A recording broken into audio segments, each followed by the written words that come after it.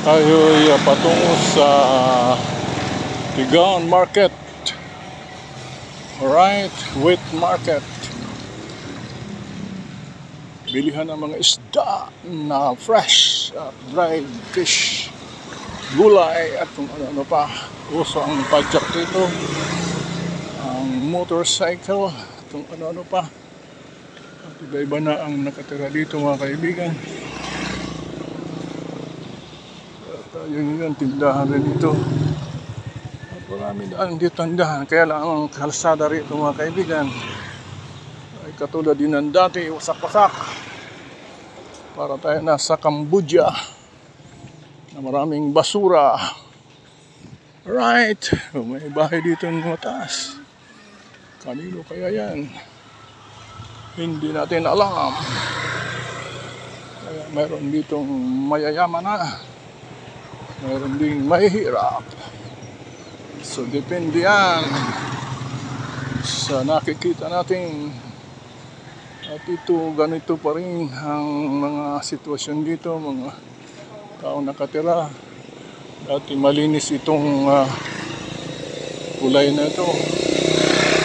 At ito, kung tayo medyo bata pa, maganda itong mga lugar na ito, malinis. Pero ngayon, tingnan natin, wala ng tubig, gaanong tubig, at puro bato na lang. At mga maruruming bagay. Alright. So yun ang makikita natin dito mga kaibigan. At kung tayo didiretso dito papunta ng Goa, itong straight. At hindi tayo didiretso doon. Nililikot tayo dito sa kanan sapagkat pupunta tayo ng Palengke. At sundan ninyo ang ibang lingkod para makita ninyo ang Tigaon proper, Palengke. Maliit lang na bayan ito, pero siksik ng mga tao. Right, dito tayo.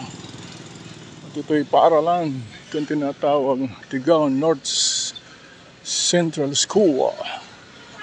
North ito, paaralang elementary. Kung kayo taga rito, alam nyo yan. Ano itong building. At dito tayo dadaan. Titingnan natin ang mabibili natin dyan.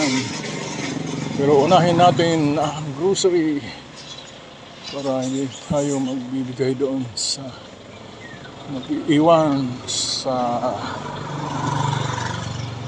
pagpasok. Ito Notary Public Dagos po. Ang sinasabi ko na Notary Public ang ganito. Kanino kayong bilhin ito? Maganduga. Maganduga and Kadalay Associates Law in Notarial Office. Notary Public. Kung gusto kang magpanotaryo dito kay Attorney Jose Sia Maganduga, lawyer. Right? 8 a.m. to 5 p.m. Monday to Saturday. Xerox copy available here, 2 pesos only. Alright, so ito ang makikita natin dito sa lugar ito. Ito man ay Tigaon North Central School. Okay, kung Key 12 dito. Ito mga kaibigan, Villar Law in Notarial Offices kay Villar. Ito Xerox photocopy. So, alam niyo na ang mga pupunta ninyo kapag naghahanap kayo ng mga ganyang service. Alright?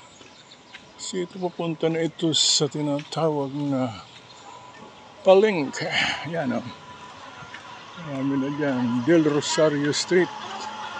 Siksik na ng mga tinda-tinda dyan mga kaibigan. Hindi katulad noon na parang maluwag ang tingin ko rito. Pero ngayon, parang ang liit-liit na. Lumiit na ang Tigaon Camarines Zoo. Ang mura ng mga ukay-ukay. May 10 pesos, may 25, may 35. Good size, 168 per kilo. Chicken. Ito pala ang tinatawag na medyo mura. J&D Meat Shop. Manok, 168 ang kilo. So bibili tayo dyan mga kaibigan mamaya. Para ayos. Hindi tayo agastusan ng sobra-sobra. O ito dito tayo bumibili sa Supermart. Deng Natalia Supermart. Dito tayo papasok at medyo wholesale ito. Mura ang mga bilhin dito. Ito ang Tigaon Food Terminal Market. Yan. Tigaon Food Terminal Market yan mga kaibigan. Medyo improve nito. Papasok tayo dito. Ito ang entrance. Alright.